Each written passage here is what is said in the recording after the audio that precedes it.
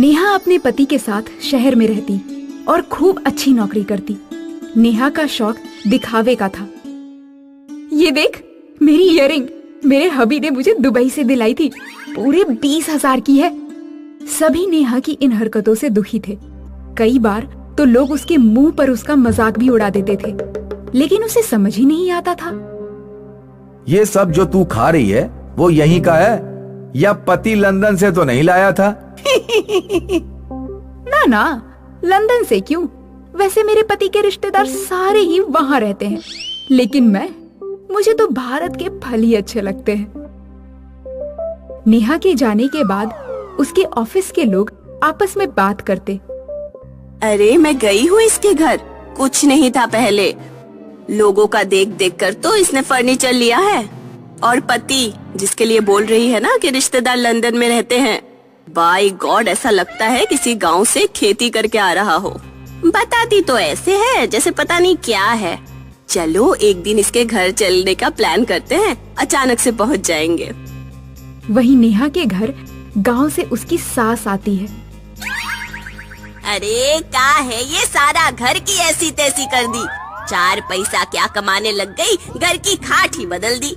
जानती हो ना, नींद नहीं आती है हमको इस मलमल के गद्दे में। ओह हेलो, देख लीजिए, अब यहाँ हम लोगों की इज्जत हो गई है। 4 घर जानने लगे हैं और क्लब में मेंबर भी है, तो साफ साफ बोल देते हैं। ये जो चमेली के फूल के छापा वाली साड़ी ले आई है ना ही पहनिए यहाँ पर। हाँ, तभी वहाँ नेहा का पति हाथ में बैडमिंटन लेकर आ जाता है। हाफ पिंक पैंट के ऊपर पीली रंग की टी शर्ट में माँ उसको देखकर हैरान रह जाती है। कारे बिटवा, यहाँ भी खेत में चिड़िया उड़ाने जाते हो क्या डंडा लेकर? और ये का बहू की साड़ी का कपड़ा फाड़कर चड्डी बनाया है रे? कपड़ा नहीं है का तेरे पास? ओ माँ, तुम कब आई? बताई नहीं कि आ रही हो। अरे बता देते तो तू कौन सा लेने आ जाता। पिताजी बोल रहे थे कि जाओ कुछ दिन रामू के पास हो आओ।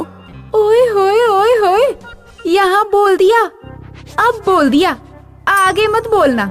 एक तो तेरी आवाज ऐसी है, लगता है कि किसी ने कान में लोहा गलाकर डाल दिया, और ऊपर से चिल्ला चिल्ला कर बात करती हो। क्या नहीं बोलना है ये भी बता दो महारानी। रामू रामू नहीं बोलना है तो का कलुआ बोले कि रमेशवा का बचवा बोले? का बोले बताओ? अरे रामू नाम है तो रामू ही बोलेंगे ना। वो हाँ, नाम तो यही है, लेकिन अब इनका नाम बदल गया है। रामू बहुत आउटडेटेड था ना। अच्छा, तो क्या नाम रखी हो रामू की दुल्हन? आख, ये मत बोलो, अब इनका नाम ऋतिक है। ऋतिक। क्या है? ऋतिक? ये कैसा नाम है? और नाम तो माँ बाप रखते हैं ना, जो सर्टिफिकेट में होता है। हाँ, सब जगह से बदल दिया है। नेहा की बात सुनकर सास का गुस्सा 7वें आसमान पर चला जाता है, लेकिन करती भी क्या, शहर का एरिया तो बहू का था। अच्छा चल, सास आई है इतनी दूर से तो ये नहीं कि खाना पीना पूछे जरा। बहू अंदर जाकर पिज्जा, बर्गर और फ्रेंच फ्राइज लाकर रख देती है। अरे रे, ये सब का है बहू? बैंगन की सब्जी और रोटी लाओ, उसी से पेट भरता है मेरा। ओह मॉम इन लॉ, ये सब गांव के लोग खाते हैं, यहाँ ये नहीं चलता। अरे हाँ, ज्यादा ना बन। मैं जा रही हूँ किचन में रामू, तू कुछ खाएगा? ओ अरे रे, क्या नाम है? ऋतिक। सास किचन में जाती है और खूब स्वादिष्ट खाना बनाती है। पूरे घर में खाने की खुशबू फैल जाती है। महक नेहा और उसके पति के नाक तक भी जाती है। मैं तो आज अपनी माँ के हाथ का खाना खाऊंगा। तंग आ गया हूँ मैं रोज रोज डबल रोटी खाकर, कच्ची सब्जी ऊपर से डाल और देती हूँ। माँ के हाथ का खाना दोनों मियाँ बीवी बैठकर खाते हैं। अगले रोज वो खाना नेहा ऑफिस ले जाती है, जहाँ जब वो टिफिन जैसे ही खोलती है, अरे नहीं यार, ये नेहा की सब्जी ट्राई करो, देखो कितनी शानदार बनी है। यम्मी। अरे यार सच में ऐसा खाना कोई मुझे खिलाए ना तो मैं तो मोटी ही हो जाऊं। तभी नेहा बोल पड़ती है, ये बहुत ऑयली खाना है, मैं प्रेफर नहीं करती हूँ। लेकिन बनाया किसने? तेरे हाथ का स्वाद तो हम 2 साल से खा रहे हैं, तू तो बना नहीं सकती ऐसा खाना।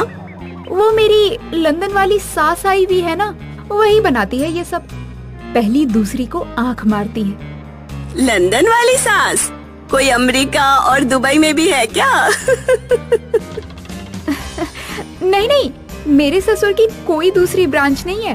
खैर तो उनको वहाँ कुछ नहीं मिलता है ना, स्पाइसी एग एंड ऑयली, तो जब तक यहाँ रहती है ना बना लेती हैं। नेहा के अंदर दिखावा और शो ऑफ था। तभी वहाँ एक लड़की आती है। अरे आप नेहा दीदी हो ना? नेहा तो हूँ, दीदी का पता नहीं। वैसे तुम कौन हो? अरे दीदी पहचानी नहीं, हम आपके गांव के हैं, यहाँ नौकरी कर रहे हैं, कल ही तो ज्वाइन किए हैं। आपकी सास है ना, वो हमारी चाची है, वो मेरे साथ ही कल गांव से आई हैं। बोल रही थी कि आपसे मिल लूं मैं। हाँ, क्या नाम बताया तुमने? अभी बताया कहाँ, शीला नाम है वैसे। हाँ शीला, वो मैं बाद में बात करती हूँ। लड़की के जाने के बाद नेहा पास खड़े लोगों को सफाई देती है। हाँ वो क्या है ना। हाँ, फ्लाइट सीधा गांव में उतरी होगी क्यों? सॉरी, वो मैं झूठ बोल रही थी। सास मेरी गांव की है, देहाती। तभी एक सहेली नेहा को जोर से डांटती है।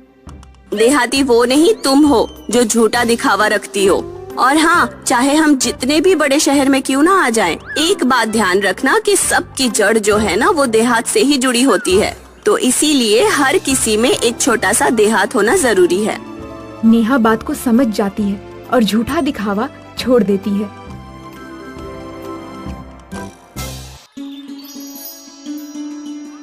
डिंपल की सास को मोहल्ले में सब उनके तोल मोल के लिए जानते थे। स्वर्णलता भी बड़े गर्व से कहती थी कि आज तक उसने किसी भी चीज को बेचने वाले के दाम में नहीं खरीदा है। अगर कभी तोल मोल नहीं कर पाती तो कम से कम 1 रुपए तो कम ही देती थी। बहू, पूरे के पूरे 500 रुपए लुटा के आई हो, थोड़ा तोल मोल कर लेती तो तुम्हारी इज्जत खराब हो जाती क्या? नहीं माँ जी, मैंने नहीं किया। 700 रुपए बोल रहा था वो। बस 200 रुपए ही कम किए। मैं होती ना तो 500 रुपए कम करवा के 200 में लेके आती। माँ जी, हर जगह ऐसे तोल मोल थोड़ी ना कर सकते हैं। ज्यादा मत सिखा मुझे, हर जगह कर सकते हैं। उस रात डिंपल अपने कमरे में बैठकर वरुण से बात कर रही थी। और फिर वो बोली, ज्यादा मत सिखा मुझे। मैं उन्हें बस बता रही थी कि कुछ सिखा थोड़ी ना रही थी। अरे डिम्पी, छोड़ो ना, तुम्हें तो पता ही है माँ थोड़ी सी कंजूस है। अगली बार से उन्हें और कम पैसे बताना।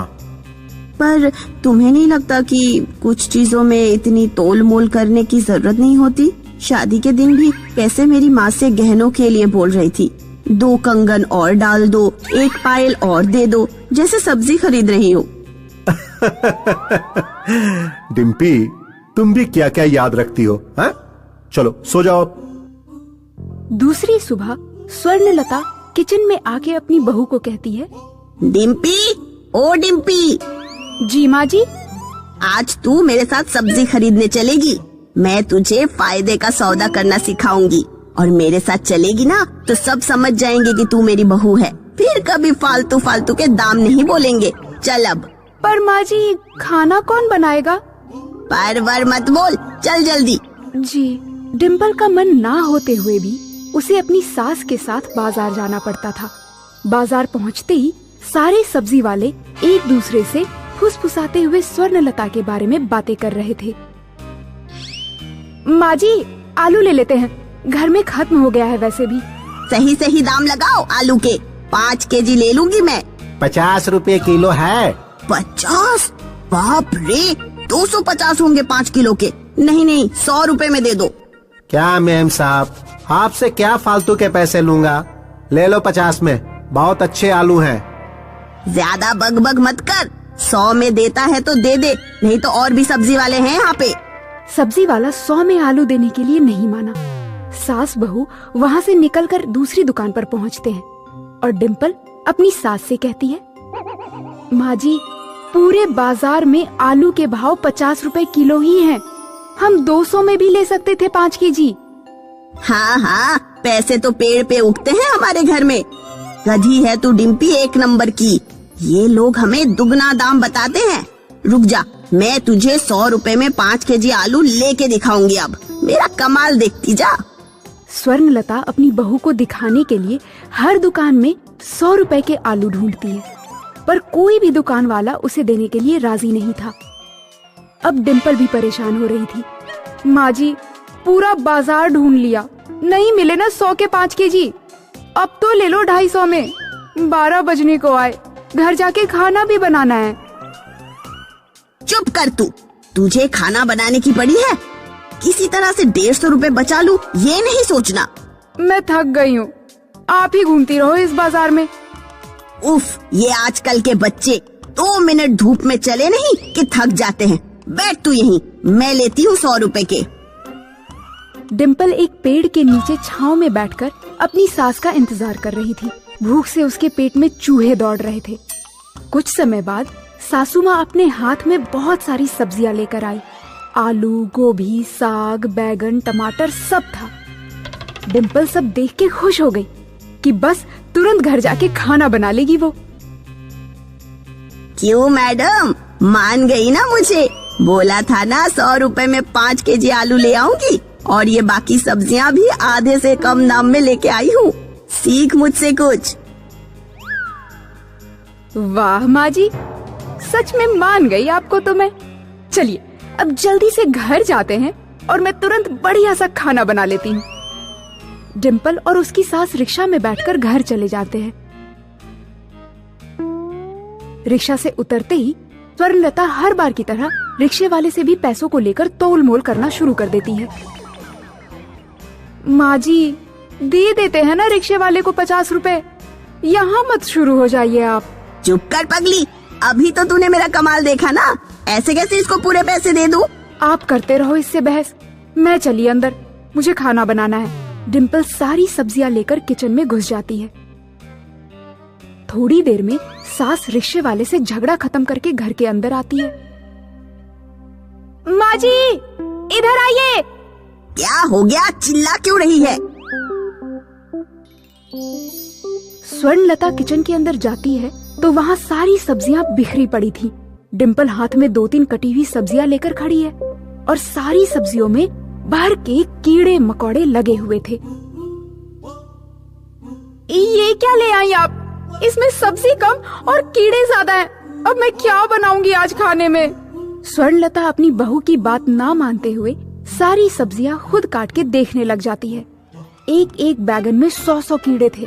आलू के अंदर, गोभी के अंदर, टमाटर के अंदर हर सब्जी सड़ी हुई थी। अरे पर मैंने तो अच्छी सब्जियां खरीदी थी, वो 250 के बोल रहा था, मैंने 100 रुपए में लाई। अच्छी सब्जियों के अच्छे दाम बोले होंगे उसने, अब बुरे दाम बोलोगे तो बुरी सब्जियां ही मिलेंगी ना। मिल गई सबक आपको? इतना ज्यादा तोल मोल करना हमेशा जरूरी होता है क्या?